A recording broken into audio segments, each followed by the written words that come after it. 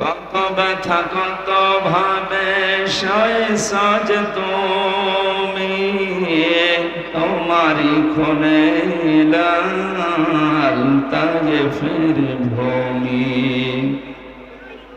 ফেরেশতা এসে যায় ধ্বংসের হুকুম, লৌহ মাখা মোহাম্মদ প্রাণেতে হাসরাত। হে আল্লাহ ক্ষমা করো এ তায়েফবাসী,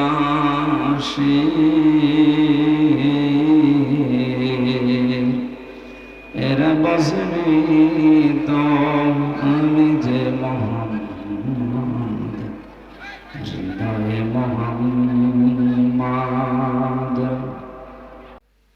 মা কানা লিন-নাবিয়্যি ওয়াল্লাযীনা আমানু আন ইস্তাগফিরু লিল-মুশরিকিন ওয়ালাউ কানু উলি কুরবা মিন বা'দি মা তাবায়্যানা লাহুম আন্নাহুম আসহাবুল জাহিম। আল্লাহ পাক বলেন, কোন নবীর জন্য, কোন ইমানদারের জন্য এটা জায়েজ না, শোভনীয় না, উচিত না এই পৃথিবীতে কোন মুশরিকের জন্য সে আল্লাহর কাছে ক্ষমা চাবে। আল্লাহ বাদে অন্য কেউ আল্লাহর মতো কাজ পারে এই কথা যারা বলে, বিশ্বাস করে, তারা মুশরিক। এটা আবার দলিল দেওয়া লাগবে? আমি আবার বলছি, এদিকে তাকান, আল্লাহ যেটা পারে ওইটা অন্য কেউ পারে এই কথা বিশ্বাস করার নাম শিরিক। আর শিরিক যে করে সে মুশরিক। এ পর্যন্ত মানেন তো? এক কথা বলেন না কেন? আল্লাহ যেটা পারে ওটা অন্য কেউ পারে এই বিশ্বাস করার নাম শিরিক। আর শিরিক যে করে সে মুশরিক।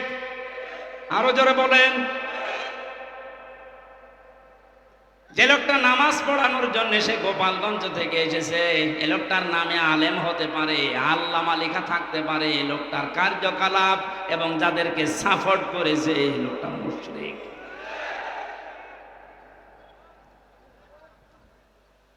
জালেমের পক্ষে যদি কেউ অবস্থান নেয়, তিরমিজি শরীফের হাদিস, নবীজি বলেন কিয়ামত পর্যন্ত কোন মানুষ যদি কোন জালেমকে সাপোর্ট করে, ভালোবাসে, সমর্থন জানায়, সে আমি নবীর উম্মত থেকে বের হয়ে যায়।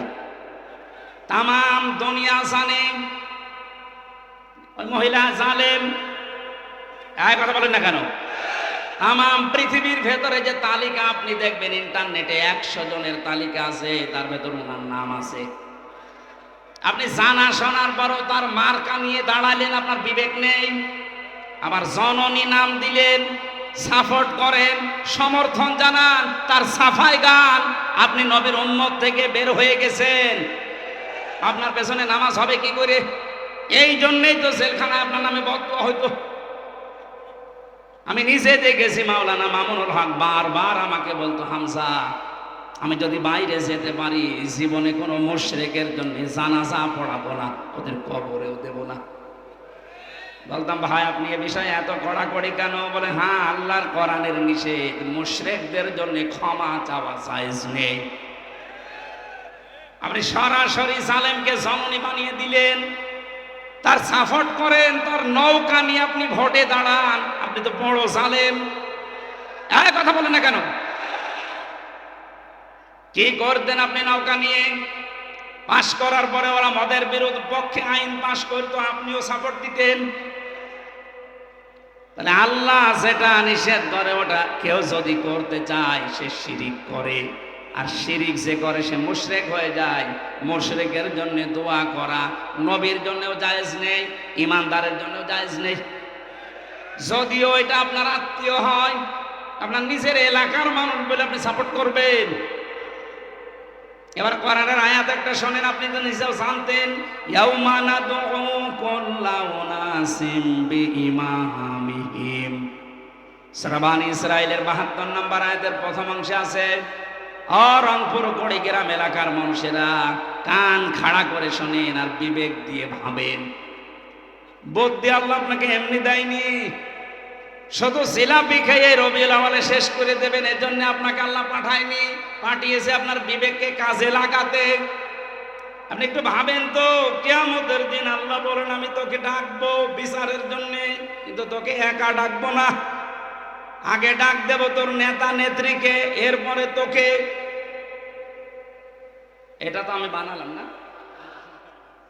ইয়াউমা নাদউ কুল্লা উনাসিন বিইমামিহিম, সূরা বানী ইসরাঈল 15 নম্বর পারা 8 নম্বর পৃষ্ঠার 3 নম্বর লাইনের 72 নম্বর আয়াতের প্রথম অংশে আছে। যত তাফসীর আমি পড়েছি জীবনে, সব মুফাসসির আয়াতের ব্যাখ্যায় একই কথা লিখেছেন। আল্লাহ বলেন কিয়ামতে যখন তোকে আমি ডাক দেব, আজ বিচার হবে, তোরে আগে না, আগে ডাকবো তোর নেতাকে। কাকে? আগে নেতা থাকবে, এরপরে আপনি। বিবেক যদি থাকে বলেন তো, আপনি যে নেতার নেতৃত্ব মেনে চলেন, যাকে আপনি আদর্শ মনে করেন, যার পেছনে স্লোগান দেন, যাকে ভোট দেবেন বলে আপনি আশা করে আছেন, এই লোকটা যদি আপনার সামনে থাকে, আপনি তার পেছনে, আপনার কি মনে হয় যে আল্লাহ আপনাকে মাফ করবে? এখন যদি বলেন না, ধরা খাবেন না, আপনি যেন ধরা না খান, বিপদে না পড়েন, এই জন্যই তো এত কষ্ট করে আমাদের। এত কোন দুঃখে সেই কুষ্টিয়া থেকে পর্যন্ত এত দূর পথ পাড়ি দিয়ে আমার আশা, আবার চলে যাওয়া লাগবে কোন কারণে? আপনি যাচ্ছেন, আমি দেখতে পাচ্ছি কোরআনের চোখ লাগিয়ে যে জাহান্নামে যাচ্ছেন, আপনি ধরা খাবেন। এমন কোন মানুষের পেছনে থাকা যাবে না, রায় দেওয়া যাবে না, যারে দেখলে আল্লাহর রাগ হয়। এরকম মানুষ দেশে নেই। আপনি এমন মানুষের পেছনে থাকবেন, রায় দেবেন, সমর্থন জানাবেন, যাকে দেখলে আল্লাহর কথা মনে হয়। এরকম মানুষ দেশে নেই। আমার তো ডাক্তার শফিকুর রহমানের দিকে তাকালে মনে হয় যে আল্লাহর কথা মনে পড়ছে। কথা বলে না কেন? আর কাওয়া কাকুর দিকে তাকালে আমার মনে হয় শয়তান তো আমি দেখিনি, যদি দেখতাম তো এরকমই হতো, টাটকানির ভাতাল শয়তান। এই বয়স এখনো পর্যন্ত দাড়ি কেটে সেটে মনে হচ্ছে যে ইয়াং হবে, অথচ কবরে এক পা চলে গিয়েছিল। আল্লাহ দয়া করে একটু ফিরিয়ে দিয়েছে, তারপরেও যদি একটু ভালো হবে না, শয়তানে আরো বেড়েছিল। এখন আর ইঁদুরের গর্ত খুঁজে পাচ্ছে না, কোথায় যে আছে ও জানে আর আল্লাহ জানে। আমার কুষ্টিয়ায় বাড়ির নিচে একজন ভাড়া থাকতো, আমি তো জানতাম না। আমি তো 3 বছর ছেলে যেয়ে দেখছি উনি ভাড়া আছে, পরবর্তীতে শুনলাম উনি জালেমের অনুসারী। এই 5 তারিখের আগ পর্যন্ত তার দাপট কি গো! 5 তারিখের পরে শুনি যে ও কোথায় গেছে ও জানে আর ওরা আল্লাহ জানে, ওরে খুঁজে পাওয়া যাচ্ছে। আমার তো মনে হচ্ছে কোরআনের পাখি যে স্বপ্নগুলোর কথা বলেছিলেন, সবগুলো আল্লাহ একটা একটা করে দেখাচ্ছে। উনি বলেছিলেন জালেমরা এদেশে ইঁদুরের গর্ত পাবে না, ঠিক তাই হয়ে গেছে। বলেছিলেন শুধু ঝাঁকা দেওয়া হবে, দিল্লি গিয়ে পড়বে, তাই পুলিশ। যদি বলতো যে আমেরিকায় পড়বে, তাও তো হইতো, যা বলেছে তাই হয়েছে। ওনার আর একটা স্বপ্ন ছিল, বলেছিল এই দেশে জালেমদের নাকের উপরে কালেমার পতাকা পথ করে উঠবে ইনশাআল্লাহ। আমার মনে হয় সেই স্বপ্ন এখন বাস্তবায়নের পথে ইনশাআল্লাহ, ওটা আমরা দেখতে পাচ্ছি। 58 জন যখন চাচ্ছে দেশে যে ইসলাম রাষ্ট্রীয়ভাবে কায়েম হোক, আর কিছুদিন যেতে দিন, এদেশের 100 জনই চাইবে যে না আমরা কোরআন চাই। কারণ 53 বছর তো আমরা দেখেছি, আমার এখন 33, আমি দেখি নাই, মুরব্বী দেখতে পারি বাপ না, 75 জন। যারা মুরব্বী আছে তারা দেখেছেন, বাবা চালিয়েছিল, দুর্ভিক্ষে মানুষ মারেছে। এই দুর্ভিক্ষ হয়েছিল না? আমরা তো পড়িয়েছি শুধু। স্বামী চালিয়েছিল এদেশ, চাচা চালিয়েছে, আপনাদের চাচা, ভাবি চালিয়েছিল, বউ চালালো দেখলাম। এখন শুধু বাকি আছে আল্লাহর এই কোরআন দিয়ে দেশটা চললে কেমন দেখা যায়, এটা আমরা দেখতে চাই না। আমার জীবনের সবচাইতে বড় আশা এটা।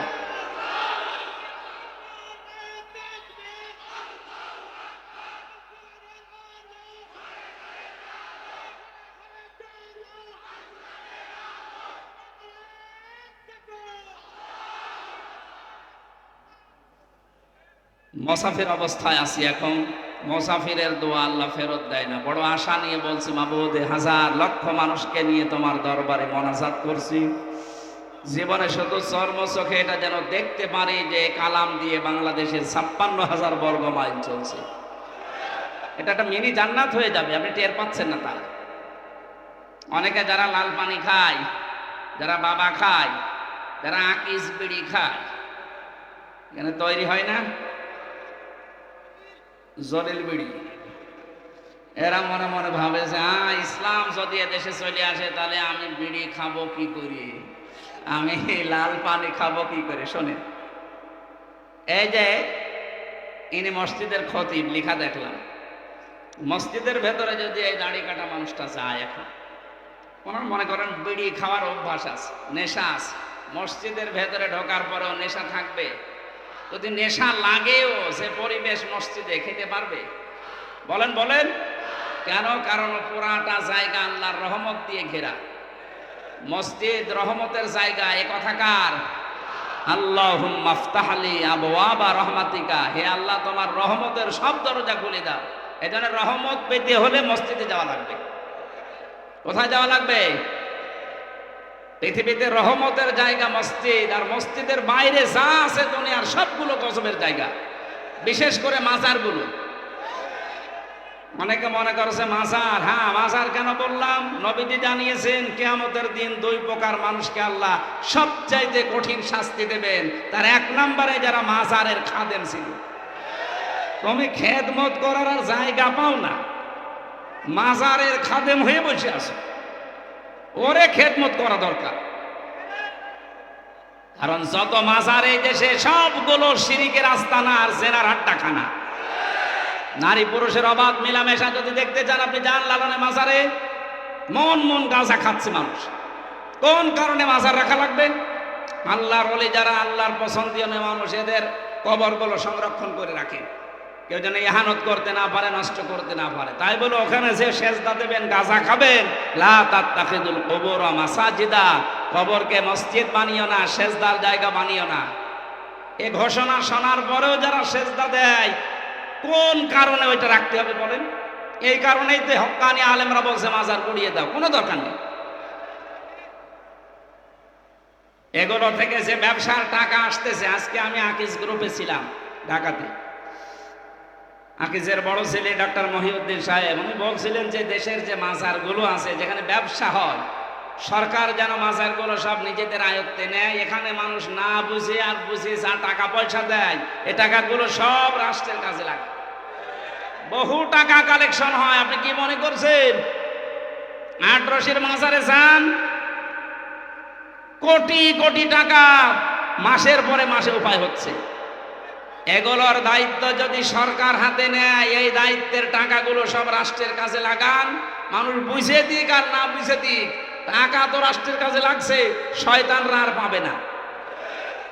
বড় বড় দাড়ি, গোপ, মোষ, উপর নিচে সব সমান করে, মনে হচ্ছে কি হয়ে গেছে।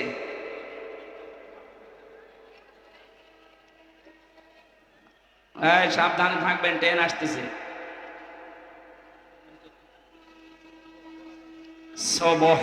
সুবহানাল্লাহ আলহামদুলিল্লাহ লা ইলাহা ইল্লাল্লাহ, সুবহানাল্লাহ আলহামদুলিল্লাহ লা ইলাহা ইল্লাল্লাহ, সুবহানাল্লাহ আলহামদুলিল্লাহ লা ইলাহা। একেবারে রেল লাইন কাছে রাখি। লা ইলাহা ইল্লাল্লাহ মুহাম্মাদুর রাসূলুল্লাহ। কুড়িগ্রামবাসী, আমি যে তথ্য কথা বলছিলাম, বিশ্বনবীর দুইটা চাচাকে দেখলাম, নবীর দোয়া আল্লাহ ফেরত দিয়েছেন। চাচা মুশরিক, অথচ এই চাচা সবচাইতে বেশি খুশি হয়েছিল নবীর মিলাদে, জন্মে। কথা বলেন না কেন? আজ বাংলাদেশ, ভারত আর পাকিস্তান, এই তিনটা দেশে আমি দেখলাম। বাকি বহু দেশে আমার ছোট্ট জীবনে আল্লাহ আমাকে নিয়েছে। যে কয়েকদিন আগেও মালয়েশিয়া, সিঙ্গাপুর, থাইল্যান্ড, ইন্দোনেশিয়া সহ বহুগুলো দেশ ঘুরে এসেছে। কোনো দেশে এগুলো আমি পাইনি, খালি এই বাংলাদেশে, ভারতে আর পাকিস্তানে এই ব্যবসা চলছে। মানুষ ঈদে মিলাদুন নবীর নাম নিয়ে যা করছেন, আপনি যদি শুধু নবীর মিলাদ নিয়ে খুশি হয়ে বলেন যে আর কিছু লাগবে না, আপনি জাহান্নামে যাবেন আবু লাহাবের মতো আর আবু তালেবের মতো। আরো দুইজন চাচার কথা আমরা জানি, হযরত আব্বাস, হযরত হামজা, দুইজন চাচা, তারাও নবীর জন্মে খুশি ছিলেন, তারাও নবীর মিলাদে খুশি হয়েছিলেন জন্মে, কিন্তু তারা সবচাইতে বেশি খুশি ছিলেন নবীর আদর্শে। এজন্য হযরতে হামজা নিজের জীবন দিয়েছেন, নবীর আদর্শ ছাড়েননি। কথা বলে ঠিক কিনা? হযরতে আব্বাস, তার কথার দিকে তাকান, মানজা কত আমাল ঈমান মান রাদিয়া বিল্লাহি রাব্বা ওয়া বিইসলামি দীনা ওয়া বিমুহাম্মাদির রাসূলিল্লাহ সাল্লাল্লাহু আলাইহি ওয়াসাল্লাম নাবিয়্যা ওয়া রাসূলা। রাহ মুসলিম। নবীর আপন চাচা হযরতে আব্বাস নিজেই বর্ণনা করেন, কেউ যদি ইমানের স্বাদ পেতে চান তাহলে আল্লাহকে রব পেয়ে খুশি থাকেন, ইসলামকে জীবন ব্যবস্থা পেয়ে খুশি থাকেন, আর মুহাম্মাদুর রাসূলুল্লাহকে আদর্শ নেতা পেয়ে খুশি থাকেন। এই তিনটা বিষয় যদি আপনার ভেতরে পাওয়া যায়, আপনি ইমানের স্বাদ পাবেন। জোরে বলেন সুবহানাল্লাহ। হযরত আব্বাস এটা পেয়েছিলেন, এই জন্যই তো হাদিস বললেন, উনি যদি না পেতেন এ কথা বলতেন, তাহলে বোঝা যাচ্ছে হযরতে হামজা, হযরতে আব্বাস এ দুইজন শুধু নবীর মিলাদে জন্মে খুশি না, নবীর আদর্শেও তারা খুশি। এখানে দুইজনেই জান্নাতি। জোরে বলেন সুবহানাল্লাহ।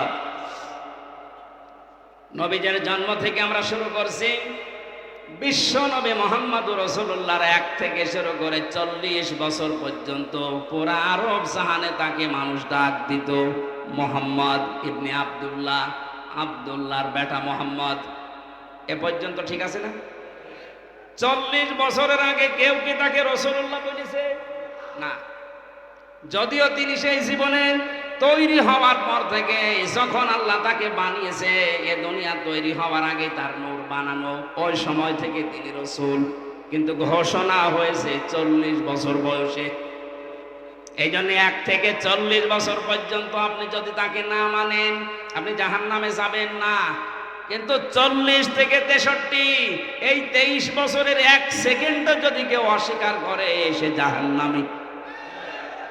এটা তো আমি বানিয়ে বলছি না, সূরা আহজাবের 21 নম্বর আয়াত তার প্রমাণ। লাকাদ কানা লাকুম ফি রাসূলিল্লাহি উসওয়াতুন হাসানা। এই যে ফি রাসূলিল্লাহি, রাসূলুল্লাহর জীবনের ভেতরে তোমাদের জন্য মহত্তম আদর্শ আমি আল্লাহ লুকিয়ে রেখেছি। অনেকে বলতে পারতেন না মুহাম্মদ ইবনে আব্দুল্লাহর জীবনী বলেছে, কি বলেছে? রাসূলুল্লাহ। আর আমরা সারা পৃথিবীর মানুষ জানি উনি রাসূল হয়েছিলেন এই দুনিয়ার ঘোষণা অনুযায়ী 40 বছর বয়সে। কথা বলেন না কেন? 40 বছরের আগে পুরা আরব জাহানে তাকে ডাক দিত মানুষ আল আমিন, আস-সাদিক বা মুহাম্মদ ইবনে আব্দুল্লাহ। কিন্তু 40 বছরে তিনি যখন কোরআনে কারীম পেয়েছেন, তখন আর মুহাম্মদ ইবনে আব্দুল্লাহ শুধু না, তখন হয়ে গেছেন তিনি রাসূলুল্লাহ। এই কথা বলা লাগবে। আল্লাহ কি বললেন এই আয়াতে? তোমাদের জন্য মহত্তম আদর্শ লুকিয়ে রেখেছি আমি রাসূলুল্লাহর জীবনে। তার মানে 40 থেকে 63, এই 23 বছর রাসূলুল্লাহর জীবন পুরাটা আপনাকে মানাই লাগবে, মাসবি। এর ভেতরে একটা সেকেন্ড আপনি ছাড় দিতে পারবেন না। যদি বলেন না এটা আমি মানি না, তাহলে আপনার ঈমান পরিপূর্ণ হয়নি। কথা বুঝতেছেন? রাসূলুল্লাহকে আদর্শ মানা লাগবে। যে উসওয়াতুন হাসানা, এ শব্দটা দুনিয়ায় কাউকে আল্লাহ দেয়নি। হ্যাঁ, ইব্রাহিম নবীকে আল্লাহ উসওয়াতুন হাসানা তার চরিত্রের ব্যাপারে বলেছিলেন, সেটা আলাদা বিষয়ের আলোচনা। কিন্তু পৃথিবীতে আমাদের নবী মুহাম্মদুর রাসূলুল্লাহকে তিনি মডেল বানিয়েছেন, বাটখারা বানিয়েছেন, কেজি পাথর। এদিকে যদি কেউ 5 কেজি চাউল তুলে দেয়, এদিকে 5 কেজি বাটখারা দেওয়া লাগবে না? এ কথা বলেন না কেন? আমার এই 40 থেকে 63 বছরের যে 23 বছরের জীবন, আমার জন্ম থেকে মৃত্যু পর্যন্ত 23 বছর দিয়ে আমার সাজানো লাগবে। আপনি একেবারে মেপে পরিপূর্ণ করে নিতে পারবেন, কারণ তিনি নমুনা, মডেল, আদর্শ আমাদের জন্য। তাও একমাত্র উসওয়াতুন হাসানায়ের একটার আগেও আলিফ লাম আল্লাহ দেয়নি। এবার আসেন মূল কথা বলছি, বিশ্ব নবী মুহাম্মদুর রাসূলুল্লাহ কেন একমাত্র আদর্শ আমাদের জন্য। যে সূরা থেকে পড়লাম, সূরার নাম হচ্ছে আহজাব। কি বললাম? আহজাবের হিজবুন থেকে। আহজাব শব্দের শাব্দিক অর্থ দল, সমূহ, বাহিনী। এই যে দল, এ শব্দটা কোরআনে নেই, বলেন না কেন? যারা এই কথা বললে আগে তো এই যে আগস্ট মাসের 5 তারিখের আগে এ জালেমরা বলতো দলীয় কথা বলবেন না, রাজনীতির কথা বলবেন না, বলতো না? কথা বলেন। থানা থেকেও 14টা লিখে দেওয়া হয়তো যে এই কথা বলা যাবে না। আমি কি এখানে আমার বাবার কথা বলতে আসি সেই কুষ্টিয়া থেকে? আমি তো আগেই বললাম, আমি জরানের চোখ লাগিয়ে দেখতে পাচ্ছি আপনি জাহান্নামে যাচ্ছেন। আরে ভাই, আপনি জাহান্নামে গেলে আমার অসুবিধা নেই, কিন্তু আপনাকে আমার বাঁচাতে হবে। আপনাকে যদি আমি কিছু না বলে জান্নাতে যেতে চাই, কিয়ামতে দরজায় দাঁড়িয়ে বলবেন যে আমার কিছু বলে নাই, পরে 20 গ্রাম নিয়ে এসেছিলাম, আমাকে বাঁচায় নাই, আমি জানতাম না। এটা যেন বলতে না পারেন, এই জন্য এত কষ্ট স্বীকার করা। আমি যে গ্রুপে আছি, আকিস গ্রুপ, আমার বাবার যা আছে, আমার যা এখন হয়েছে, বিশ্বাস করেন আল্লাহর কসম, মরণ পর্যন্ত অন্তত আমার কিছু করা লাগবে না। এত কষ্ট স্বীকার করা, এই যে স্বাধীনতার পর থেকে আজকে 1 মাস 12-13 দিনে প্রতিদিন 2টা-3টা করে, তাও 5 কিলো 10 কিলো না, প্রতিদিন আমার মনে হয় আমার জার্নি হয় প্রায় 1000 কিলোমিটার। কালকে সেই মাদারীপুরে, তার আগের দিন চট্টগ্রাম, আজকে এখানে, এভাবে প্রতিদিন 700-800-1000 কিলোমিটার দৌড়ানো লাগছে।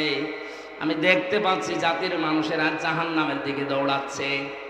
এমন মানুষকে আপনি সাপোর্ট দিয়ে জাহান্নামে দৌড়াচ্ছেন, যারে দেখলে আল্লাহর রাগ হয়। আপনি যেন বাঁচতে পারেন, এই জন্যই বলছি, দলের কথা বললে আপনার রাগ হয়। আপনি যে দল করেন, দলই আপনাকে জাহান্নামে নিয়ে যাবে। দলের কথা কোরআনে যদি নাই থাকে, তাহলে আয়াতগুলো আপনি বাদ দিয়ে দেবেন। সূরা আলে ইমরানের 103 নম্বর আয়াতে আল্লাহ জানিয়েছেন, ওয়াল তাকুম মিনকুম উম্মাতুন ইয়াদউনা ইলাল খায়র। অবশ্যই তোমাদের ভেতরে একটা দল থাকতেই হবে। কয়টা দল? আরো জোরে। আল্লাহর দৃষ্টিতে যে দলের কথা আছে কোরআনে, এ দল করতে হলে 4টা জিনিস লাগে। আপনার কি রাগ হয়ে গেল? না, এই আয়াত বাদ দিয়ে দেবো। আমি যে নোট করেছি তাফসীর থেকে, কেউ যদি দল করতে চান, মিলান তো আপনার দলে এগুলো আছে কিনা, নাকি আপনার আবার রাগ হয়ে যাবে? আমি তাফসীর হাক্কানি থেকে লিখেছি। যদি বিশ্বাস না করেন, আমি পয়েন্টগুলো বলছি, বাড়িতে যে মিলিয়ে দেখেন আপনার দলে 4টা শর্ত আছে কিনা। একটা দল যদি কেউ করতে চায়, কমপক্ষে একটা দলের ভেতরে 4টা জিনিস লাগে। প্রথমে লাগে একজন নেতা। নেতা ছাড়া দল হবে? আল্লাহ পাক সূরা ইয়াসিনের ভেতরে নবীজিকে যে নেতা বলে ডাক দিয়েছেন, ইয়াসিন, হে নেতা। এই সিন শব্দের ভেতরে 7টা ব্যাখ্যা পেয়েছি। আমি 5টা প্রধান ভাবে নিয়েছি, আর 2টা নিয়েছি এর রূপক। কোন মানুষ যদি নেতৃত্ব দিতে চায়, অবশ্যই তার 7টা গুণ লাগবে। মাস্ট বি, তার লাগবেই, আন্দাজে নেতা হওয়া যায় না।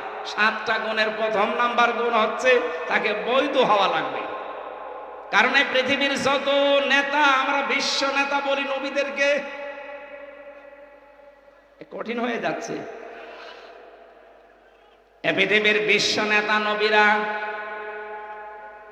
নবী রাসূল দুনিয়ায় যারা ছিলেন, আমরা জানি সবাই। এই আলেম কারা আছে একটু খেয়াল করবেন। এটা এই দুনিয়ায় যারা বিশ্ব নেতা বলে দাবি করি আমরা, যে এগুলো বিশ্ব নেতা, অধিকাংশের দিকে তাকান, তারা নবী ছিলেন। নবীরা নেতা ছিলেন না? ওয়াজআলনাহুম আইম্মাতান, আল্লাহ বলেন আমি এই পৃথিবীতে নবীদেরকে নেতা বানিয়ে পাঠিয়েছি। ইয়াহদুনা বিল হক, তারা সত্য পথে মানুষদেরকে আহ্বান জানিয়েছেন। এজন্য নেতা হওয়ার প্রথম বৈশিষ্ট্য আল্লাহ পাক দিয়েছেন, কেউ যদি নেতৃত্ব দিতে চায় তার জন্ম হওয়া লাগবে বৈধ। কারণ কোন নবীর রক্ত আল্লাহ কোন হারাম রক্তের ভেতরে প্রবেশ করার নাই। আজও বিশ্ব নেতার দিকে তাকান, পৃথিবীতে বহু মানুষ নিজেকে বিশ্ব নেতা বলে দাবি করছে, অনেককে করাচ্ছে, অথচ তাদের জন্ম ঠিক নেই। তাদের মা এক ধর্মের, বাবা এক ধর্মের। আমাকে বেশি বলে ফেলবে। আমার ফাঁসি চাই, এ বইটা কিনেন, দেখেন। আপনার যদি রাগ হয়, বীর মুক্তিযোদ্ধা মতিয়ার রহমান রেন্টুর লিখা, লেখেন এই বইটা নিয়ে আসেন, এখন বাজারে পাওয়া যাচ্ছে। 15 বছর তো বাজেয়াপ্ত ছিল, এখন পাওয়া যাচ্ছে। দেখেন, মা এক ধর্মের, বাবার এক ধর্মের। আপনি আন্দাজে বিশ্ব নেতা বানিয়ে দিলেই হবে। নবীদের কথা বলছিলাম কেন, এটা কোরআন থেকে এবার দলিল নেন। হযরতে ঈসা নবী না, এরা কোন জামানায় আছে? হযরতে ঈসা কি? আরো জোরে বলেন। উনি যে নেতা ছিলেন কোন সন্দেহ আছে? ওনার জন্মের পরেই জাতির লোকেরা ওনার অবৈধ বলেছিল। আল্লাহ পাক বলেন, ফাশারাতে ইলাইহি ক্বালু কাইফা নুকাল্লিমু মান কানা ফিল মাহদি সাবিয়্যা। হযরতে মরিয়ম ইশারা দিয়েছিলেন দোলনার দিকে যে এই ছেলেটাকে জিজ্ঞাসা করো, নিজেই বলবে বৈধ না অবৈধ। জাতির লোকেরা বলেছে, ক্বালু কাইফা নুকাল্লিমু মান কানা ফিল মাহদি সাবিয়্যা, এতটুকু সিবিয়ান বাচ্চা কি করে দোলনা থেকে কথা বলবে? এ বলতে দেরি জাতির লোকের। হযরতে ঈসা দোলনা থেকে জবাব দিয়েছিলেন, ক্বালা ইন্নী আবদুল্লাহ, আমি অবৈধ সন্তান না, আমি আল্লাহর বান্দা। এতটুকু তিনি শেষ করেননি। হযরত ঈসা দোলনা থেকেই তিনি বললেন, আতানিয়াল কিতাবা ওয়া জাআলানি নাবিয়্যা, আল্লাহ পাক আমাকে সামনে কিতাব দেবেন এবং জামানার নবী করে আল্লাহ আমাকে পাঠিয়েছেন। ওয়া জাআলানি মুবারাকান আইনামা কুনতু ওয়া আওসানি বিস-সালাতি ওয়াজ-যাকাতি মা দুমতু হাইয়া। নেতৃত্ব যারা দেন, ও নেতারা, কান খাড়া করে শোনেন। হযরতে ঈসা ডাক দিয়ে দোলনা থেকে জাতির লোককে জানিয়েছে, আল্লাহ পাক আমাকে সামনে কিতাব দেবেন, জামানার নবী করে পাঠিয়েছেন। শুধু নবী না, ওয়া জাআলানি মুবারাকান আইনামা কুনতু, আমি যেখানেই থাকবো জায়গাটা আল্লাহ বরকতময় করে দেবেন। নেতাদের বৈশিষ্ট্য এইটা, প্রথম গুণ তাদের, তারা যেখানে যাবে আল্লাহ ওই জায়গাটা বরকত দিয়ে ভরে দেয়। আজ দেশের দিকে তাকান, যে সমস্ত নেতা কোন জায়গায় গেলে ওই জায়গাটা ধর্ষণের সেঞ্চুরি করে, অন্যের বউ নিয়ে ভেঙে যায়। এই যে দরবেশের জীবনী পাওয়া যাচ্ছে না এখন। কোন ব্যাংকারের বউ নিয়ে ভেঙে গেছে। ঈসা আলাইহিস সালাম তিনি নেতা ছিলেন, তিনি বললেন, আল্লাহ যেখানে আমাকে নেয় সেখানেই বরকত দিয়ে আল্লাহ ভরে দেয়। আপনি নবীর আদর্শের নেতা, তাকান, আজ আমি নাম ধরেই বলছি, ডাক্তার শফিকুর রহমান যেখানেই যাচ্ছে মনে হচ্ছে বরকত দিয়ে ভরে যাচ্ছে। কুষ্টিয়ায় 16টা শহীদ পরিবারে 32 লাখ টাকা দিয়ে এসেছে কয়েকদিন আগে। এদেশে টাকা, হ্যাঁ, কুড়িগ্রাম 8 লাখ দিয়েছে। যেখানে যাচ্ছে সেখানে বরকতে ভরে যাচ্ছে। মানুষ তার চেহারা দেখার জন্য পাগল। কত বড় দুর্নীতিগ্রস্ত হলে দেশের জাতীয় মসজিদের খতিব পর্যন্ত পালিয়ে যায়। লজ্জা আছে। ও লোকটা আবার আজকে এসেছে নামাজ পড়াতে, ওর পেছনে নামাজ হয়? হ্যাঁ, যে লোকটা নৌকা মার্কা নিয়ে ভোটে দাঁড়ায়, ওর পেছনে নামাজ পড়া যায়? যাস এই জন্য পিটিয়ে বের করে দিয়েছে মুসল্লিরা। কিসের নামাজ? আপনার পেছনে নামাজ পড়লে আমার মনে হয় আপনার পেছনে না পড়ে মোদির পেছনে পড়া ভালো। আপনি আর মোদি তো সমান, সেও নৌকার সাপোর্টার, আপনিও নৌকার সাপোর্টার। আরে নামের আগে আপনি মুফতি লিখে রেখেছেন। কিসের মুফতি? জেলখানার ভেতরে যে সমস্ত কওমি আলেমরা ছিল, মাওলানা সাখাওয়াত হোসেন রাজি, মাওলানা মামুনুল হক, এনাদের উপরে তো এদেশে কওমি মাদ্রাসার আর পরিচিত আলেম নেই। তাদের পাশাপাশি তো ছিলাম আমি 3 বছর জেলখানা। তারা এই লোকটাকে ঘৃণা করে। সেই দিন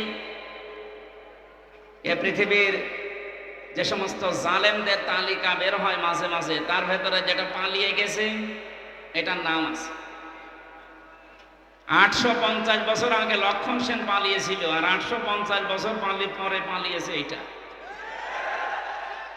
এতদিনের ভেতরে পৃথিবীর ইতিহাস কেউ ক্ষমতা ছেড়ে পালিয়েছে আমরা শুনি নাই, কোনো জায়গায় পড়ি না, কিন্তু এই যে নিজে দেখলাম। এই পালিয়ে যাওয়ার পর থেকে চট করে ঢুকে পড়বো এই আশা অনেকে ব্যক্ত করছে যে আমি কাছাকাছি আছি, চট করে ঢুকে পড়ব। আপনি বাস্তবতা টের পাচ্ছেন? পালিয়ে যাওয়া ইমাম যদি মসজিদে ঢুকলে এই অবস্থা হয়, আজকে ঢাকা রণক্ষেত্র হয়েছিল বায়তুল মুকাররম। যারা এর সাথে জড়িত, এই সন্ত্রাসী কর্মকাণ্ডের সাথে নিরীহ মুসল্লিদের যারা পিটিয়েছে, প্রত্যেকের আমরা শাস্তি দাবি করছি। ভণ্ডামি করার জায়গা পান না, নামাজ পড়াতে এসেছে জোর করি, মনে আছে ওর পেছনে নামাজ পড়তে মানুষ লালায়িত হয়ে আছে। যেই দিন এই জালেমাকে কওমি জননী উপাধি দিয়েছিল এই শয়তানটা, সেই দিন থেকে কওমি মাদ্রাসার আলেমদের মন থেকে এই আলেম নামে জালেম উঠে গেছে। জেলখানায় ওর নামে বদদোয়া হতো। এই রুহুল আমিন যে লোকটা, ওর বাবা ভালো ছিল, আল্লাহর ওলি নিঃসন্দেহে, মাওলানা শামসুল হক ফরিদপুরে, আল্লাহ তাকে হায়াতে তার জিন্দেগির গোনাগুলো যেন মাফ করে জান্নাতের সুউচ্চ মাকাম দান করে। কিন্তু তার কাছ থেকে কি পয়দা হয়েছে? নির্ভেজাল টাটকা একটা শয়তান, আলেম নামে কলঙ্ক, আলেমদের নাম বলতেও ঘৃণা করে লোকটা। সাফট দিত এই জালেমকে, আর কাজ পায়নি, নৌকা মার্কা নিয়ে দাঁড়িয়েছে। যদি কুকুর মার্কা নিয়ে দাঁড়াতেন তাও ভালো হতো। ইয়াজিদ যেমন গালি হয়ে গেছে এই পৃথিবীতে, আমার মনে হয় যে জালেম পালিয়েছে, ওর নামও এই পৃথিবীতে একটা গালি হয়ে যাবে ইনশাআল্লাহ। কারণ কত মানুষের চোখের পানি হা শব্দ লেগে আছে। জেলখানার বিভিন্ন তালা থেকে রাতের গভীরে যখন তাহাজ্জুদ পড়তে উঠতাম, এই যে বিডিআর ছাড়া আপনাদের এই কুড়িগ্রাম, লালমনিরহাট, পঞ্চগড়, এ সমস্ত জায়গার বহু বিডিআর এখনো জেল কাটতেছে বিনা কারণে, কিচ্ছু জানে না। একজন মুরব্বীকে দেখতে পেয়েছিলাম, বলছে হামজা ভাই আমার আর 1 মাস পরে চাকরি শেষ হয়ে যেত, অথচ আজ 13-14 বছর আমি জেলে আছি, কিচ্ছু জানি না, আল্লাহর কসম। রাতের গভীরে যখন নামাজে দাঁড়িয়ে দেখতাম এই লোকটা আহ শব্দ করি, এমন একটা আবেগ নিয়ে শব্দ বলতো, এটা আরো সে চলে গেছে। শুধু এই বিডিআরদের চোখের পানি না, 13টা অপরাধ করেছেন এই 15.5 বছরে, যেটা মাপ পাওয়ার মতো না। সব চাইতে জঘন্য অপরাধে আয়না ঘর বানানো, এর চাইতে জঘন্য অপরাধে পৃথিবীতে আর নেই। তা জীবিত মানুষকে এভাবে মানুষ কষ্ট দিতে পারে? আমার মনে হয় দেশের 18 কোটি মানুষ যদি আপনাকে মাফ করে দেয়, ব্যারিস্টার আরমানের বউ জীবনও মাফ করবে না। ইয়াজিদ এই শব্দটা কি খারাপ? অনেক সুন্দর না, কিন্তু সে জালেম হওয়ার কারণে তার নামটাকে আল্লাহ গালি বানিয়ে দিয়েছে। এই কুড়িগ্রামে কোন হিন্দুকে যদি বলেন ভাই ছেলে হয়েছে 5,000 টাকা দেব, ইয়াজিদ রাখেন, কি নাম, অথচ নামটা কি খারাপ বলেন? এর মতো এত সুন্দর নাম যদি গালি হয়ে যায় জুলুম করার কারণে, আপনার নাম যতই সুন্দরী হোক, আপনার নামটাও গালি হবে 1 আর 2। আবু সেহেলের যে বাড়ি আপনারা দেখতে পান কাবা শরীফের পাশে, এর চাইতে দামি জায়গা কি আর আছে দুনিয়ায়? কাবার পাশে শুধু জালেমের বসবাস ছিল ওই জায়গায়। ওখান থেকে দুর্বিসন্ধি করতো নবীর বিরুদ্ধে, ইসলামের বিরুদ্ধে, সাহাবীদের বিরুদ্ধে। এ কারণে আবু সেহেলের বাড়ি এখন ইন্টারন্যাশনাল পায়খানা। কথা বলেন না কেন? আজ বাংলাদেশ সহ বিশ্বে যারা জালেম আবু সেহেলের মতো, কারণ জালেমদের বসবাসের জায়গাগুলো অভিশপ্ত। আল্লাহর গজবের জায়গা এগুলো। যারা এখানে হজ করতে গেছে, হাজী সাহেব, একটা জায়গা আছে মুজদালিফার রাতে, যেখান থেকে মানুষ পার হয়, কিছু জায়গা একটু দৌড়ানো লাগে, কারণ এটা গজবের জায়গা। আবু সাহেলের বাড়ি থেকে যেহেতু দুর্বিসন্ধি হতো নবীর বিরুদ্ধে, ইসলামের বিরুদ্ধে, আল্লাহর বিরুদ্ধে, এই জন্য আল্লাহ এমন শাস্তি দিয়েছে কিয়ামত পর্যন্ত এটা ইন্টারন্যাশনাল পায়খানা। এ বাংলাদেশেও সেই ঘরে বসে বসে যে যত নম্বর হোক, 32, 34, 35 নাম্বার, এই জায়গাগুলোতে যারা এদেশের ইসলাম নিয়ে, আলেমদেরকে নিয়ে দুর্বিসন্ধি করতেন, এই বাড়িটাও আমরা ইন্টারন্যাশনাল পায়খানা দেখতে চাচ্ছি। সারা বিশ্বের মানুষ আসবে যেন ওই জায়গায় কাজ করে শান্তি পায়, মানুষ যেন বোঝে যে এখানেও এক আবু জেহেল ছিল। আবু জেহেল নয় তো কি? অনেকে মনে করে উনি হজ করেছে হাজী সাহেব। আরে ভাই, হজ করেছে বাংলাদেশ থেকে, আর আবু জেহেল কাবা শরীফের সভাপতি ছিল। সুতরাং আপনারা কি কে বলবেন আমি জানি না, আমার দাবি এইটাই, এবং বহু আলেম এই মতই দিয়েছে যে এই যে বিভিন্ন নম্বরওয়ালা বাড়ি যেগুলো 32, 33, 34, 35, 36 নাম্বারওয়ালা বাড়ি নেই, যত নাম্বার বাড়ি আছে, জালেমদের আস্তানা যেগুলো, যেগুলো ইসলামের দুর্বিসন্ধি করতো বসে বসে আলেমদের বিরুদ্ধে, জায়গাগুলো সব জাদুঘর বানান না আবু জেহেলের মতো টয়লেট বানান? আমি কাবা শরীফ ঘর আসছিলাম উপর দিয়ে, জায়গা পাইনি নিচ দিয়ে, হঠাৎ শেষ করে 7 পাক মারার পরে আমার অবস্থা খারাপ। আমি ওই আবু জেহেলের যে বাড়ির পাশেই, আমি জানতাম না যে ওটা ওর বাড়ি, ওখানে যেয়ে দেখছি আমার পেটে ব্যথা করছে। এক পুলিশকে ডাক দিয়ে বললাম, ভাই এতক্ষণ তো আমি ভালোই ছিলাম, এখন আমার পেটে ব্যথা করছে। পুলিশ আমারে বলছে, ইয়া হাজিউল হুজ্জাত আয়না বিলাদুকা। ও হাজি, দেশ কোথায়? যে তুমি বাংলাদেশ। আমি বাংলাদেশ থেকে এসেছি। আমারে বলছে, আপনি জানেন না এটা কোন জায়গা? না তো। আবু জেহেলের বাড়ি। আপনি এখনো পায়খানা না করে দাঁড়িয়েছেন, তাড়াতাড়ি যান। আমি কাজ করে দেখি আমার পেটের ব্যথা ভালো হয়ে গেছে। আমার মনে হয় এদেশেও যাদের পেটে ব্যথা উঠবে, এই জালেমদের এই সমস্ত আস্তানাতে গিয়ে টয়লেট করলে পেটের ব্যথা ভালো হয়ে যাবে। কারণ জায়গাগুলো সব গজবের জায়গা। এদেশে তো দেখতে পেয়েছি আগস্টের 5 তারিখের পর থেকে আলেমদের যত আস্তানা ছিল জালেমদের, এই দেশে প্রায় জালেমের আস্তানায় ভাঙা শেষ। এই এলাকায় মনে হয় এখনো শুরু হয়নি। আমার কুষ্টিয়ায় যে 2টা ছিল, ইট খুলে নিয়ে চলে গেছে, এমনকি টয়লেটের প্যান তাও খুলে নিয়ে চলে গেছে। তবে ওইটাও রাখবে না। জালেমদের প্রতি আল্লাহরও রাগ, আর আল্লাহর বান্দাদের তো রাগ আছে। সুতরাং যে লোকটার লাখ লজ্জা নেই, কোন লজ্জায় আপনি আসলেন সেই গোপালী থেকে আবার এই নামাজ পড়াতে ঢাকার বুকে? পিটিয়ে মেরে ফেলিনি মানুষ, তাই তো ভালো। আজ 15 জনের উপরে আহত। যে অবস্থার সৃষ্টি হয়েছে, 24 ঘন্টা সময় দিয়েছে সেই আলেমরা যে ওকে গ্রেফতার করে ডিম দেওয়া হোক, কোনো অসুবিধা নেই। আমার রিমান্ডে 10 দিন নিয়ে ডিম দেয়নি, আমারে দেখিয়েছিল যে এই যে আমরা এইটা দেই। আমাকে শুধু দেখিয়েছেন আর ও চা করেছে। আজকে আমরা সরাসরি ওরে ডিম দিতে চাচ্ছি, রাজি আছেন?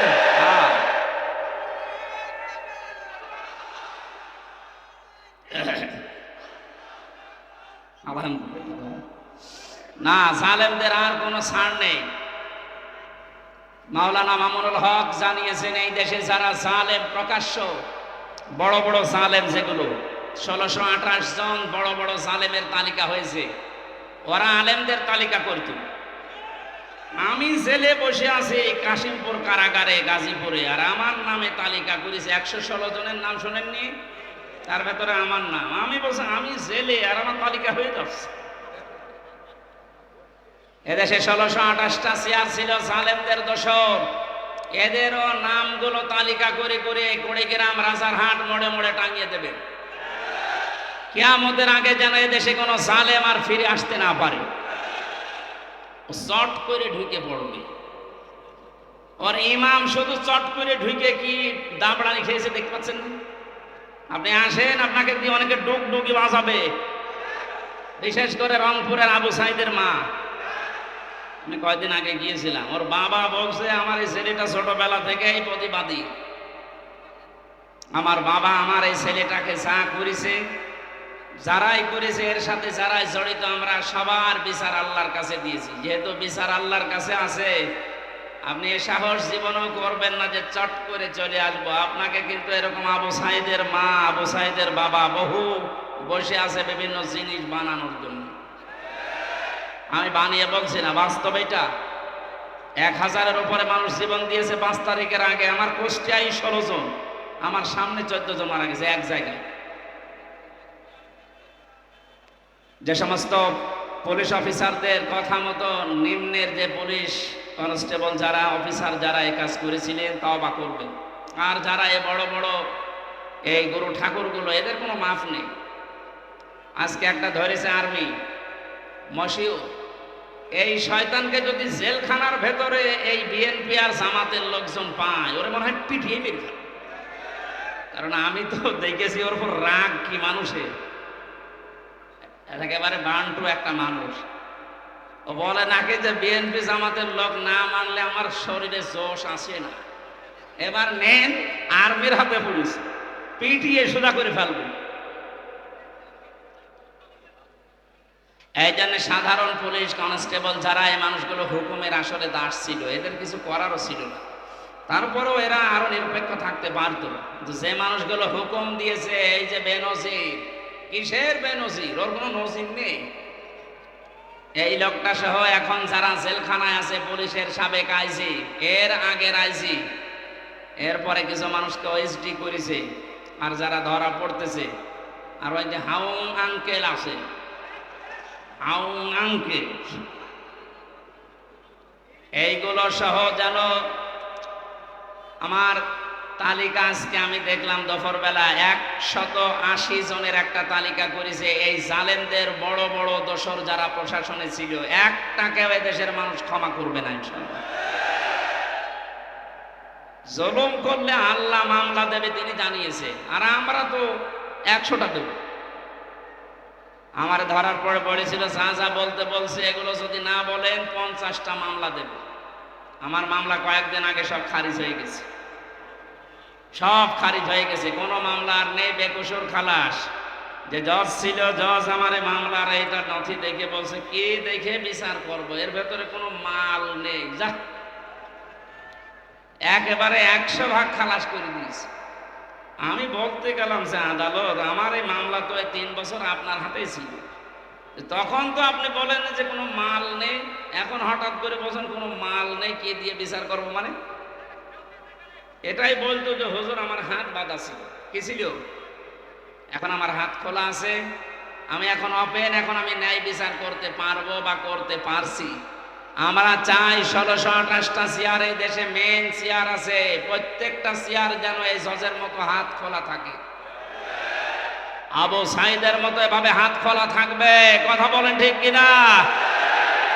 আজকে যিনি ওসি এসেছেন ওনারও এখন হাত খোলা, আগে হাত বাঁধা ছিল, এখন তো হাত খোলা আছে। কিয়ামতের আগে যেন এরকম হাতগুলো আর কেউ বেঁধে দিতে না পারে। কি কথা বলছেন না কেন? আজকে রাত 12:30টার জরিপ দেখেন নিন, বিবিসি এবং আল জাজিরা থেকে একটা রিপোর্ট এসেছে, আন্তর্জাতিক সংস্থা। ওরা দিয়েছে দেশে 100 জনের 14 জন মানুষ এখনো পর্যন্ত জালেমদের সাপোর্ট করে যাচ্ছে। ঘুঘু দেখেছেন আপনি? ঘুঘুর ফাঁদ দেখেন, টের তো পাচ্ছেন না কিছু। 100 জনের 28 জন এখনো পর্যন্ত বিভিন্ন জিনিস মেরে খাওয়ার ধান্দায় আছে। আপনারা থামবেন। 100 জনের 58 জন মানুষ দেশে এখন চাচ্ছে যে ইসলাম দেশে রাষ্ট্রীয়ভাবে কায়েম হোক। এটা তো আমি বানালাম নাকি? আপনি আল জাজিরা নিয়ে আসেন, রাত 12:30টায় রিপোর্ট বের হয়েছিল। আমার কালকে ছিল ফরিদপুর, তার আগের দিন চট্টগ্রাম। এই আসার সময় গাড়িতে দেখতে দেখতে আসছিলাম ইন্টারনেট থেকে, আন্তর্জাতিক খবরগুলো কি আসে দেখি। বাংলাদেশ দিয়ে একটা রিপোর্ট তারা বের করছে।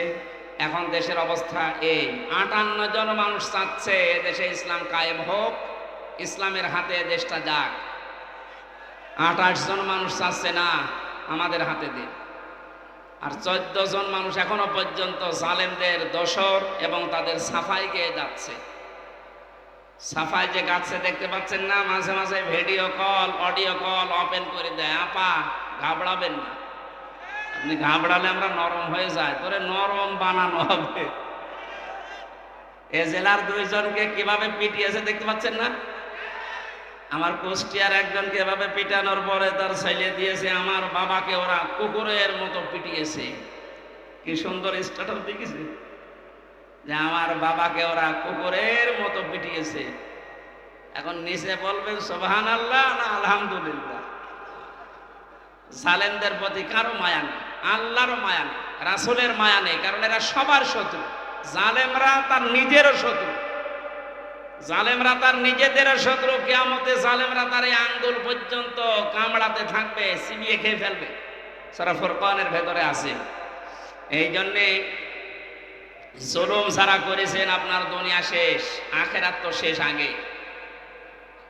আমরা এই ময়দানে এসেছি দল মত জাতি বর্ণ ধর্ম নির্বিশেষে দেশটাকে স্বাধীন করার জন্য। যেমন কোনো দল ছিল না। বাংলাদেশ জামাতে ইসলামের কেন্দ্রীয় আমির ডাক্তার শফিকুর রহমান কয়েকদিন আগে ঘোষণা দিয়েছেন, দেশ স্বাধীন করার জন্য যারা জীবন দিয়ে গেল, এখনো 2700 মানুষ হাসপাতালে বেঁধে কাতরাচ্ছে। এরা কোনো দলের মানুষ না, এরা এই দেশের সম্পদ। এরা কি কোনো দলের মানুষ? সবগুলো দেশের সম্পদ। এরা জাতির শ্রেষ্ঠ সন্তান। যদি মুক্তিযোদ্ধা বলতে হয় এদেরকে বলা যায়। ভুয়া মুক্তিযোদ্ধা যেগুলো আছে, আমার মনে হয় এগুলোর ভাতা বন্ধ করে দিয়ে ওই ভাতা এখন এই 2700 মানুষকে দেওয়া দরকার। কিছু না করেই তুমি আন্দাজে। আল্লাহ আমাদেরকে আজকে সূরা আহজাব থেকে কিছু কথা তাফসীর আকারে শোনার তৌফিক যেন সামনে দেন। যাদেরকে নিয়ে আসলেন কষ্ট করে, যারা বসে আছে বলেন আলহামদুলিল্লাহ, বলেন জোরে আলহামদুলিল্লাহ। দরুদ আর সালাম পড়ছি আমাদের নবী, মানবতার মহান শিক্ষক মুহাম্মদ রাসূলুল্লাহ সাল্লাল্লাহু আলাইহি ওয়াসাল্লামের প্রতি। রবিউল আউয়াল মাস, এটা আমি আলোচনা করতে চেয়েছিলাম সূরা আরাফ থেকে, দেখলাম না, এটা রবিউল আউয়াল মাস চলছে। কিছু কথা বলা দরকার এই মাস সম্পর্কে। যে বিশ্বনবী মুহাম্মদ রাসূলুল্লাহকে আল্লাহ এই মাসে পাঠিয়েছিলেন। যেহেতু বাংলাদেশ, ভারত, পাকিস্তান এই সমস্ত দেশে কিছু ভেজাল আছে, নবীর জন্মের পক্ষে কিছু মানুষ আনন্দ করতে আছে, আর কিছু মানুষ নবীর সিরাত সুরাত তার আদর্শ নিয়ে আনন্দে আছে। আমরা দুইটাই চাই, কারণ একটা মানুষের জীবনী লিখতে হলে জন্ম ছাড়া লেখা যাবে? বলেন বলেন। নবীজির জন্ম যেই দিন থেকে, ওই দিন থেকে আমরা আরম্ভ করব। মুহাম্মদ রাসূলুল্লাহকে আল্লাহ যখন পৃথিবীতে পাঠিয়েছিলেন, এই খুব খেয়াল করে শুনবেন, আমি গতানুগতিক কথা বলছি না। আল্লাহর নবীকে যেই দিন এই পৃথিবীতে আল্লাহ পাঠান, মিলাদ বলা হয়। এই যে ঈদে মিলাদুন নবী অনেকে অনুষ্ঠান পালন করে। ঈদ মানে আনন্দ, মিলাদুন নবী মানে নবীর জন্মের আনন্দ। নবীর জন্মের কি, যারা এই এলাকায় মনে হয় এগুলো একটু কম আছে, চট্টগ্রাম সিলেটে বেশি। যারা এগুলো করছেন একটা তথ্য বলছি এবার। এই পৃথিবীতে 2 জন মানুষ নবীজির আপন চাচা ছিল, তারা আবু লাহাব আর আবু তালেব। 2 জন আপন চাচা না? এই 2 জন নবীর মিলাদে জন্মে খুশি ছিল, খুব আনন্দ করেছিল তারা। এত খুশি নিজের মাদিকে পর্যন্ত আজাদ করে দিয়েছে। আপনি পারবেন এরকম? আপনি ছোট খেজুরি আর জিলাপির ভক্ত, আর তারা নিজের বাড়ির কাজের মহিলাকে বলেছে, যা তোরে আমি কেনা আজাদ করে দিলাম। অথচ 2 জন চাচা জাহান্নামী, এটা কোরআন দ্বারা হাদিস দ্বারা প্রমাণিত। কথা বলেন না কেন? আবু লাহাব যে জাহান্নামে গেছে, এর জন্য আবার কোনো প্রমাণ লাগবে নাকি? আল্লাহ পাক বলেন সায়াসলা নারান যাতা লাহাব, ওকে জাহান্নামে আল্লাহ দিয়েছেন এই আয়াতটা। আর একজন চাচার নাম বললাম আবু তালেব। এই লোকটা মারা যাওয়ার দিন নবীজি তার মাথার কাছে গিয়ে বলেছিলেন, ইয়া আম্মি আবি তালিব, আল্লা ইলাহা ইল্লাল্লাহ হাজ্জুল লাকা ইনদাল্লাহি ইয়াউমাল কিয়ামাহ রাহুল বুখারী। হে চাচা, জোরে বললে হয়তো মানুষ শুনে আপনাকে খারাপ বলতে পারে, জোরে বলা লাগবে না, খালি আমার কানের কাছে মুখটা নিয়ে আস্তে করে বলেন লা ইলাহা ইল্লাল্লাহ মুহাম্মাদুর রাসূলুল্লাহর ঘোষণা দেওয়া লাগবে না, ওটা আমি নিজেই নিয়ে নিলাম। শুধু আল্লাহর একত্ববাদের ঘোষণা দেন, আমি গ্যারান্টি দিলাম কিয়ামতের দিন ঝগড়া করে আপনাকে আমি আল্লাহর দরবারে জান্নাতে দিয়ে দেব। ও পড়ে নাই, কালেমাটা পড়ে নাই। আশপাশের যারা নেতা ছিল, আবু সুফিয়ান, আবু লাহাব, ডাক দিয়েছিল সারা জীবন বাপ দাদার ধর্ম মানলে এখন ভাতিজারে নতুন ধর্ম গ্রহণ করে কলঙ্কিত হবা।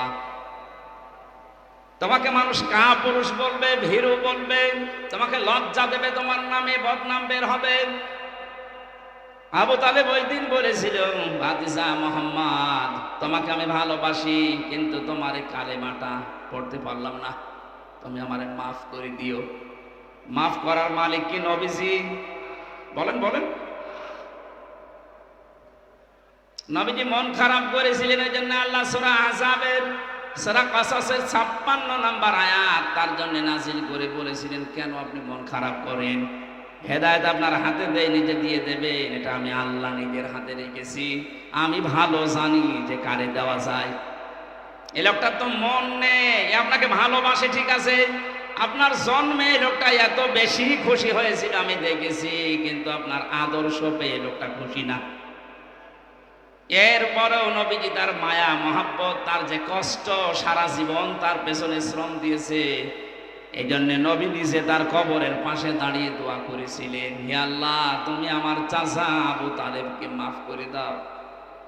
সঙ্গে সঙ্গে জিবরাইল এসেছেন সূরা তাওবার 113 নম্বর আয়াত নিয়ে, হে নবী, কার জন্য হাত তুলেছেন? হাত নামান। কালা লোক নেই দেশে, দরবেশের মতো মানুষ 32 না 36,000 কোটি টাকা, 38 এমন নেতা যেখানে যায় শুধু মারিং, শুধু কাটিং। আর এমন মানুষকে আমরা দেখতে পাচ্ছি যেখানে যাচ্ছে বরকত দিয়ে ভরে যাচ্ছে। আপনি নেতা খুঁজে পান না, আন্দাজে লাফান। যেখানেই যাবে নেতা, তার কোয়ালিটি এটা, জায়গাটা আল্লাহ নিতে বরকত দিয়ে ভরে দেবেন। নেতারা কি বলেন? ওয়াউসানি বিসসালাতি ওয়াজ যাকাতি, আল্লাহ আমাকে আদেশ দিয়েছেন আমি যেন নামাজ পড়ি, আমি যেন যাকাত দেই। কি নেতা নামাজ পড়ে না? এরকম নেতা নেই। রাজশাহীর অধ্যাপক মুজিবুর রহমান জামাতের নায়েবে আমির, উনি ঘোষণা দিয়েছেন, এই দেশে যদি কেউ নামাজ না পড়ে, কেউ যদি সম্পদের যাকাত না দেয়, ওকে ভোট দেবেন না। এই কথা বলেন না কেন? উনি এই আয়াতের দলিল দিয়েছেন যে নেতা ছিলেন হযরত ঈসা, তিনি জাতির লোককে বললেন, আমি আদেশ পেয়েছি যে নামাজ পড়া লাগবে, যাকাত দেওয়া লাগবে। কতদিন? মা দুমতু হাইয়া, যতদিন আমি বেঁচে থাকি। নেতাদের আরো বৈশিষ্ট্য আল্লাহ বলেছেন, ওয়া বাররাম বিওয়ালিদাতি ওয়া লাম ইয়াজআলনি জাব্বারান শাকিয়্যা। বলেন আল্লাহু আকবার। আমার মনে হয় কোরআনের এই কথাগুলো একটু বানিয়ে বানিয়ে বলছি। আলেমদেরকে তাহলে জিজ্ঞাসা করেন বানাচ্ছি কিনা। সবগুলো তাফসীর থেকে আমি পড়ে এসেছি। নেতারা তাদের মা বাবার ভক্ত হয়, এমন নেতা তাকান, ঢাকাতেই পড়ে আছে সারা জীবন, মা বৃদ্ধাশ্রমে কাটায়। এদেশে নেই, নাম ধরা লাগবে। কিসের নেতা আপনি? নেতৃত্ব দেওয়ার জন্য 4-7টা কোয়ালিটি লাগে। তার 1 নম্বরে নেতারা হবে বৈধ সন্তান এবং বৈধভাবে নেতৃত্ব দেবে।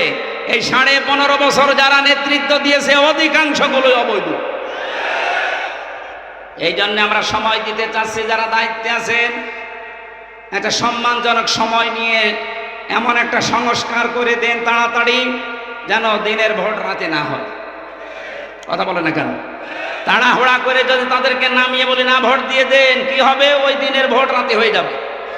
কারণ যারা আছে এখনো পর্যন্ত জালেম বসে আছে চেয়ারে। কথা বলে না কেন? 100 জনের 65 জন জালেমকে বদলি করা হয়েছে। এখনো পর্যন্ত 35টা জালেম চেয়ারে আছে, এদেরকে আমরা সময় দিচ্ছি, তাড়াতাড়ি নামিয়ে দিন। কোন জালেম যেন চেয়ারে না থাকে, কারণ এগুলো ক্যান্সার, এগুলো থাকলে আবার দিনের ভোট রাতে করে ফেলবে। এক লোক বিয়ে করে বাসর ঘরে বউ রেখেছে, দাদি শাশুড়ি যে বলছে, ওই নাতির বউ আমি কিন্তু পতি চাই। ঠিক আছে, আমার সময় দেবেন তো? শাশুড়ি এসে বলছে, বৌমা আমার নাতি চাই। মা আপনি সময় দেবেন না, কেবল আমি আসলাম, আপনার ছেলের সাথে এখন আমার দেখাও হই। ননদ আর দেবর এসে বলছে, ভাবি কি করবা আমরা জানি না, আমাদের কিন্তু ভাতিজা চাই। ঠিক আছে। স্বামী এবার ভাসর ঘরে এসে বলছে, বউ আমার কিন্তু বেবি চাই। বাবা মুখ তুলে বলছে, তো বংশ কি সব পাগল, এখন আমার কিছুই হইল না, 10 মাস 10 দিন যাবে, সংসার হবে, এরপরে তো কারো বেবি, কারো নাতি, কারো ভাতিজা, নাকি আমি ফ্লাক্সে লোড করে সব নিয়ে আসবো? দায়িত্ব যাদের দিয়েছি অন্তত 10 মাস 10 দিন সময় তো দেবেন, কেবল 1.5 মাস। সংস্কার আরম্ভ হয়েছে, জালেমরা থাকবে না ইনশাল্লাহ, একটা জালেমও থাকবে না, সবগুলোকে চেয়ার থেকে নামিয়ে এখানে নতুন মানুষকে ফেস করা লাগবে।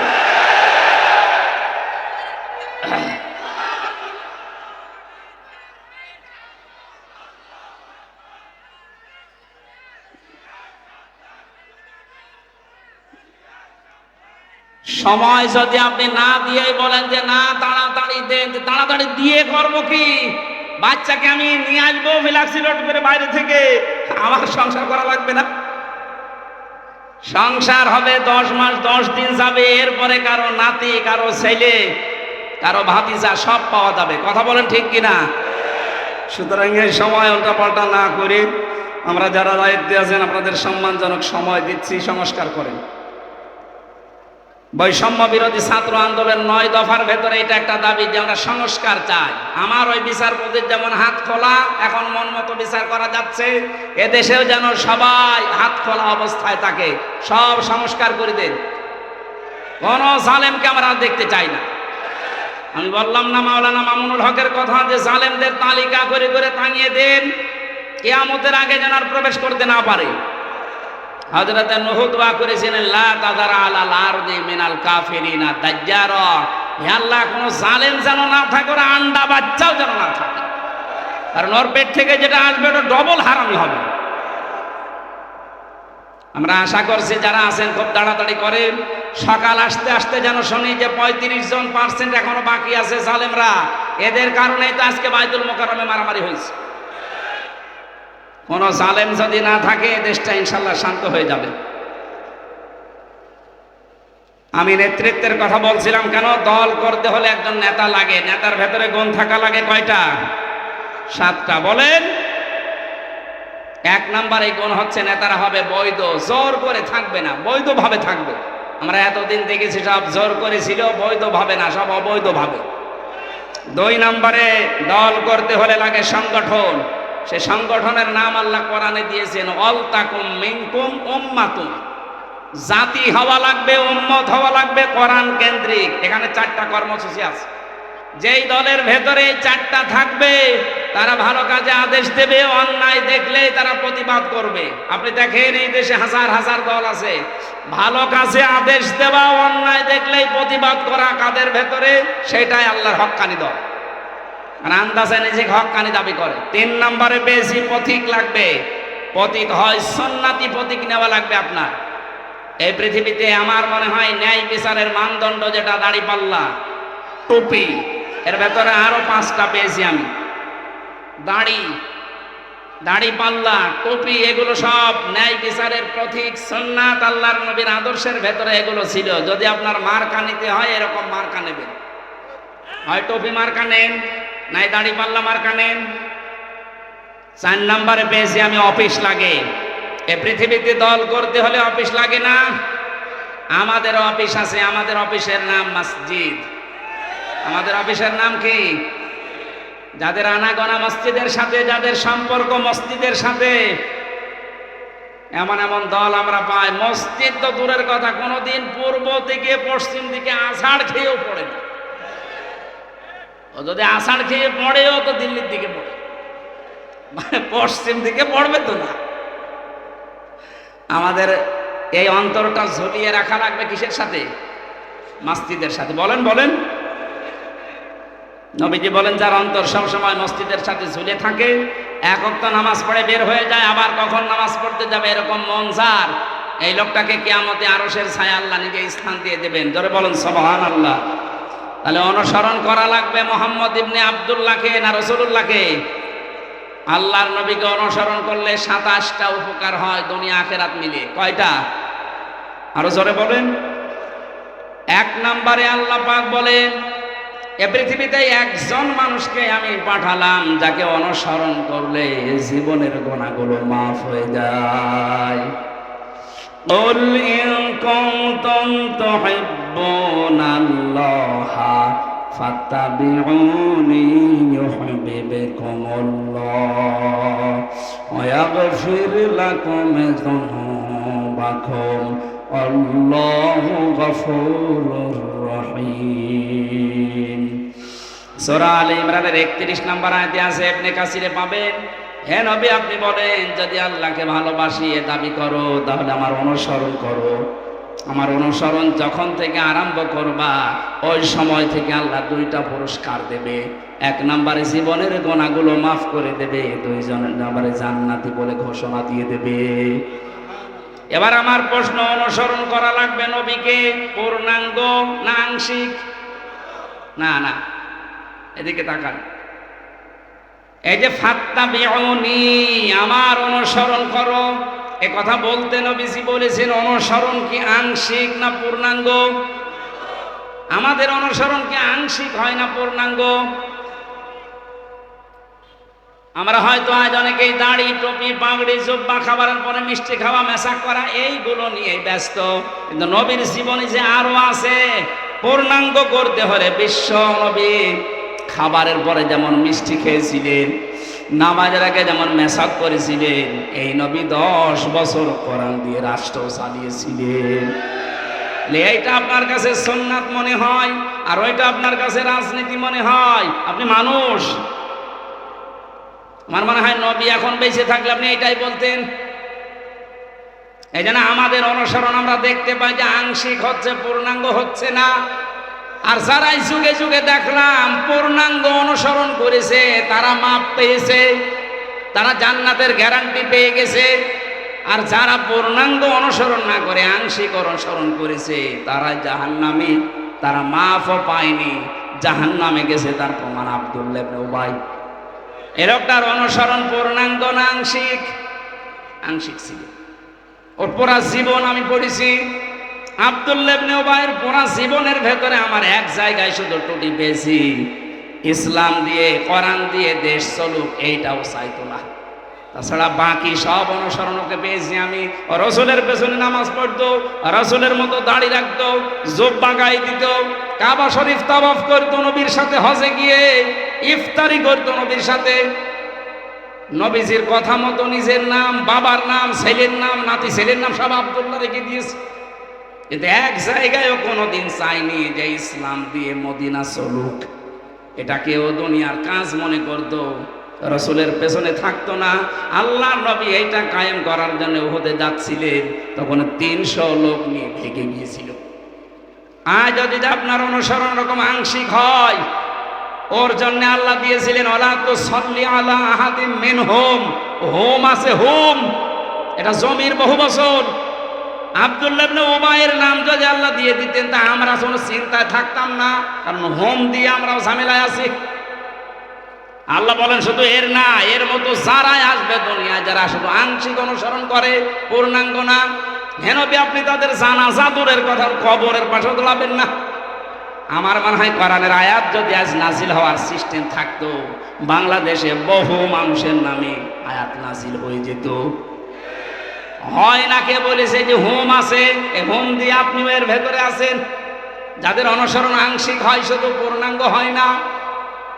আল্লাহ আমাদেরকে যে 27টা বিষয় আমি আজকে নোট করেছি আয়াত থেকে, তার একটা প্রমাণে রসুলকে অনুসরণ করা লাগবে একমাত্র, কেবলমাত্র, শুধুমাত্র এই জন্যে, কারণ তাকে অনুসরণ করলে জীবনের গুনাহ মাফ হয়ে যায়। সম্মানিত মা বোন যারা এসেছেন, 6 জন নারীকে আপনার আদর্শ বলে ঘোষণা এসেছে হাদিস কোরআনে। তার 1 নম্বরে হযরতে খাদিজাতুল কুবরা রাদিয়াল্লাহু তাআলা আনহা। তাকে আল্লাহ সালাম দিয়েছিলেন যে কারণগুলোতে, তার অন্যতম কারণ তিনি স্বামীকে সাহায্য করতেন, ইসলামের পথে চলতে, ইসলাম কায়েম করতে, ইসলাম প্রচার করতে। যারা সাহায্য করেন স্বামীকে, যারা স্বামীর জন্য পাহারায় থাকেন, সব সময় স্বামীকে সাহায্য দোয়া করেন, তারা খাদিজাতুল কুবরার সাথে জান্নাতে থাকতে পারবে। আল্লাহ আমাদের মা বোনদেরকে খাদিজার মতো জীবন অনুসরণ করার তৌফিক দিন। আমরা যতটুকু বলেছি এতটুকুর উপরে আমল করার তৌফিক কামনা করে শেষ করছি। আল্লাহুম্মা আমিন। লা ইলাহা ইল্লা আনতা সুবহানাকা ইন্নী কুনতু মিনাজ জালিমিন। আল্লাহ, প্রচন্ড এই গরমের ভেতরে তাকাও তোমার বান্দা বান্দিগুলো, এত গরমের ভেতরেও বাড়িতে না থেকে কোরআনের মাহফিলে এসে আল্লাহ ঘন্টার পরে ঘন্টা তারা সময় দিয়েছে, বোঝার চেষ্টা চালিয়েছে।